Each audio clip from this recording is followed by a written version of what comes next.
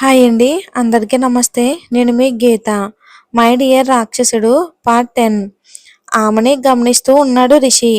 3 అడుగులు ఎత్తు, పసుపు పచ్చని ఛాయ, పెద్ద పెద్ద కళ్ళు, పొడవాటి ముక్కు, ఆ ముక్కు మీద పుట్టుమచ్చ, చిన్న చిన్న పెదాలు, సిల్కీ హెయిర్ని చిన్నపాయ తీసి క్లిప్ పెట్టింది. మరీ సన్నగా కాకుండా లావుగా కాకుండా ఉన్న శరీరం. కానీ ఆ అమ్మాయిలో ఏదో తెలియని ప్రత్యేకత ఉంది. అలా చూస్తూ ఉండాలి అనిపించింది. ఎవరో తన్ని గమనిస్తున్నట్లుగా అనిపించి అటు చూస్తే కళ్ళు ఆర్పకుండా ఆమెనే చూస్తున్నాడు రిషి. ఆ కళ్ళల్లో ఇదివరకు ఉన్న కోరిక లేదు, చిలిపితనం లేదు. కానీ అది కొత్తగా అనిపించింది మధుకి. ఎప్పుడూ అతన్ని అలా చూడలేదు. కానీ కొంచెం ఇబ్బందిగా కూడా ఉంది. ఈలోపు అజయ్ వచ్చి, నువ్వు చూడటం అయిపోతే మనం ఇంక వర్క్లోకి వెళ్దాం అని అన్నాడు అజయ్. అప్పుడు ఉలిక్కిపడి చూసి, ఏంట్రోయ్ నా మీదే సెటైరా? నేను నీ బాస్ని, గుర్తుపెట్టుకో.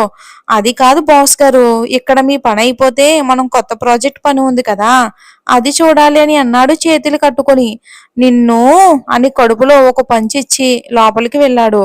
అబ్బా నీ అబ్బా ఎంత గట్టిగా కొట్టావురా అని అంటూ పొట్ట పట్టుకుని అతని వెనకాలే వెళ్ళాడు. ఇదంతా చూస్తున్న మధుకి నవ్వొచ్చింది. మొదటిసారి రిషిని చూసి పాజిటివ్ గా రియాక్ట్ అవ్వటం.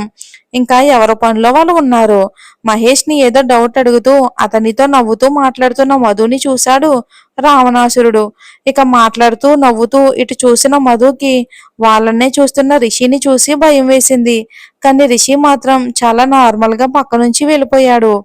ఈసారి ఆశ్చర్యపోవటం మధు అంతయింది రిషిని చూసి.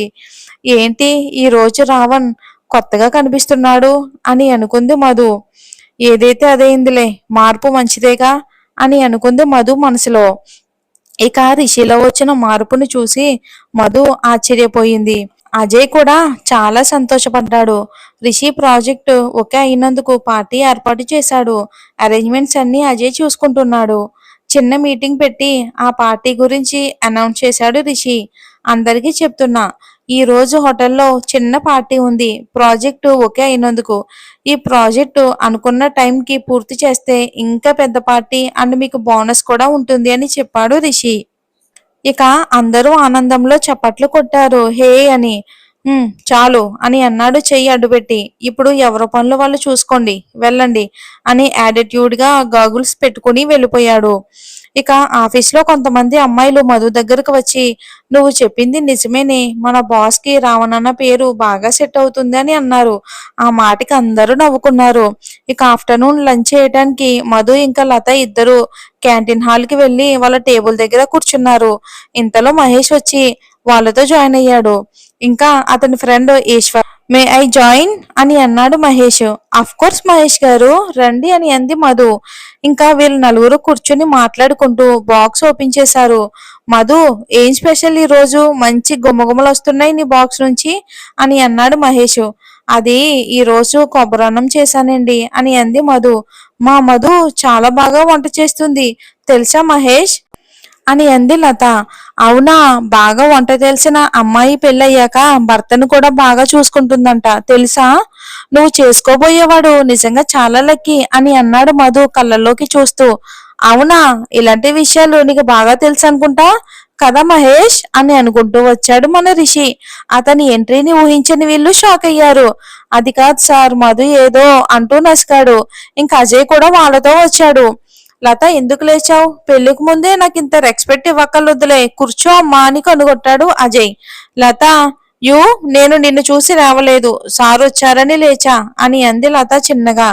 హే లత, డోంట్ ఫార్ములా, తినేటప్పుడు లేవకూడదు, కూర్చో. నేను అజయ్కి బెస్ట్ ఫ్రెండ్ని, అంటే నీకు అన్నయ్య లాంటి వాడిని అని ఎన్నిసార్లు చెప్పాను, కూర్చో. నీ పక్కన ఉన్న ముద్ద అవుతారని కూడా కూర్చోమను అని అన్నాడు రిషి. ఆ మాటికి చురుక్కున చూసింది మధు. ఇదేం పట్టనట్లు పక్కచూపులు చూస్తూ ఉన్నాడు రావణ్. మధు నోట్లో తిట్టుకుంటూ కూర్చుంది. అదంతా చూసి నవ్వుకున్నాడు రిషి. రిషికి అజయ్కి ఫుడ్ ఆర్డర్ అక్కడే తెప్పించుకున్నారు. ఒక్కొక్కరు సైలెంట్ గా తినడం మొదలు పెట్టారు. మధు, ఏది నువ్వు చేసిన కొబ్బరన్నం నాకు కూడా టేస్ట్ చూపించవా అని అన్నాడు మహేష్. అయ్యో మహేష్ గారు, నేను ఎంగిలి చేసేసాను, పెడదాం అనుకున్నా కానీ సారీ, మీకు ఎప్పుడైనా మళ్ళీ తీసుకొస్తాను సరేనా అని అంది. ఇదంతా చూస్తున్న రిషి సైలెంట్ గా మధు చేతిలో ఉన్న బాక్స్ తీసుకుని అదే స్పూన్ తో తినడం స్టార్ట్ చేశాడు. అనుకోని పరిణామానికి అందరూ షాక్ అయ్యారు. మధు అయితే నోటు మాట లేకుండా అలా ఉండిపోయింది. హా! చాలా అంటే చాలా బాగుంది. ఇంత టేస్ట్ నేను ఎప్పుడూ తినలేదంటే నమ్ము. ఒక పని చెయ్యి. రేపటి నుంచి నాకు కూడా బాక్స్ తెచ్చేయ్. ఏంటి? అని అన్నాడు రిషి ఏమీ పట్టనట్టు. అజయ్, లతకి అర్థమయ్యింది. అది మహేష్ కి కౌంటర్ ఇవ్వడానికి చేశాడు అని. చెయ్యి అడ్డు పెట్టుకుని చిన్నగా నవ్వుకుంటూ ఉన్నాడు. మధుకి ఏం చెయ్యాలో ఏం చెప్పాలో అర్థం కాక పిచ్చి చూపులు చూస్తుంది. మహేష్ కి అయితే ఇక పచ్చి వెలక్కాయ పడినట్టు చూస్తున్నాడు ఇద్దరిని. ఏంటి మాట్లాడవు? అర్థం కాలేదా నీకు? అని అన్నాడు రెట్టిస్తూ. హా అంది చిన్నగా. గుడ్ అని అన్నాడు చైర్ కి వెనక్కి వాలుతూ. ఈలోపు లత అజయ్ని పక్కకి పిలిచింది మాట్లాడాలి అని. అతను వెనకే వెళ్ళాడు. అది క్యాంటీన్ బ్యాక్ సైడ్. అక్కడ అంతగా ఎవరు జనాలు ఉండరు కాబట్టి అక్కడికి వెళ్ళారు. ఏంటి మీ ఫ్రెండ్ ఏం చేస్తున్నాడు? అజయ్ దానిని పక్కకి తీసుకెళ్లాడు. ఏయ్, వాడేమి నీ ఫ్రెండ్ని కొరుక్కుని తినేడులే. ఏదో కన్వే చేయడానికి ట్రై చేస్తున్నాడు. కానీ ఎలా చెయ్యాలి అని వాడికి అర్థం కావటం లేదు అంతే. ఏం కన్వే చేయడానికి చూస్తున్నాడు అని అంది అనుమానంగా. ఏమో కానీ నాకులాగా అందరూ ఉండరు కదమ్మా అంటూ దగ్గరికి వచ్చాడు రిషి. ఏయ్, ఏంటి దగ్గరికి వస్తున్నావు అని అంది వెనక్కి జరుగుతూ మధు. ఏ రాకూడదా అని అన్నాడు ఇంకా దగ్గరికి వస్తూ రిషి. ఇదిగో ఇలా చేస్తే నేను వెళ్ళిపోతాను అని అంది.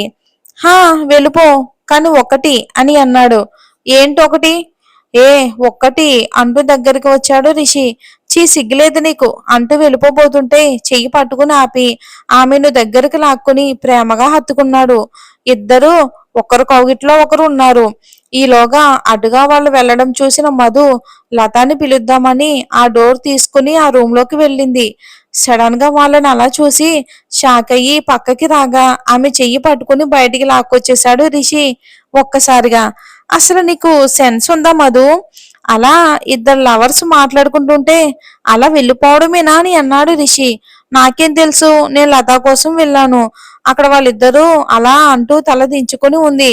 ఎలా అని అన్నాడు వంగి ఆమె ముఖంలోకి చూస్తూ. వెంటనే ముఖం తిప్పేసుకుంది మధు. అయినా మీరు నన్ను సెన్స్ లేదా ముద్దవతారం అని ఇలా అనటం నాకేం బాగలేదు సార్. నాకు అలా అంటే కోపం వస్తుంది అని అంది కొంచెం కోపంగా.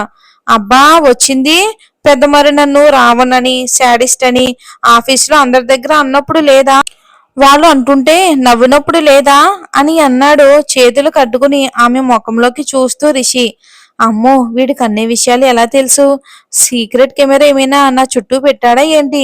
లేకపోతే మంత్రాలు ఏమైనా తెలుసా వీడికి అంటూ తెగ ఆలోచిస్తుంది. హలో, ఏంటి చించుతున్నావు అని అంటూ మొహంపై చిటికలు వేశాడు రిషి. ఏం లేదు సార్ అని అంది నెమ్మదిగా. అయినా ఏంటి ఇందాక వాడికి, అదే ఆ మహేష్ గాడికి ఏంటి స్పెషల్ గా వండుకుని వస్తా అంటున్నావు అంటూ గోడకి ఆమె నాంచి. చూడు, నువ్వేం చేసినా నా కోసం చెయ్యాలి, ఎవరి కోసమో కాదు, అర్థమైందా?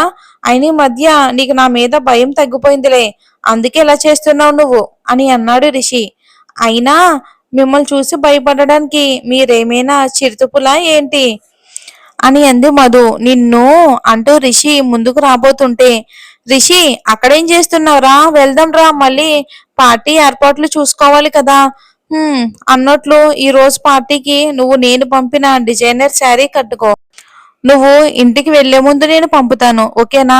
వద్దు సార్, నా బట్టలు నాకున్నాయి, నేను అవే వేసుకుంటా. ఎవ్వరూ దయ కరుణ నాకు అక్కర్లేదు అని అంది. నన్ను అంటావు కానీ నువ్వే పెద్ద శాడిస్ట్ దానివే. దానికి మీరు ఏం పేరైనా పెట్టుకోండి అని అంది ఖచ్చితంగా వెళ్ళిపోతూ. కానీ ఎప్పటికైనా నేను తెచ్చిన చీర నీ చేత తప్పకుండా కట్టిస్తాను, ఇది నా ఛాలెంజ్ అని అజయ్తో పాటు వెళ్ళిపోయాడు రిషి. మరి పార్టీలో ఏం జరుగుతుందో వచ్చే భాగంలో తెలుసుకుందాం.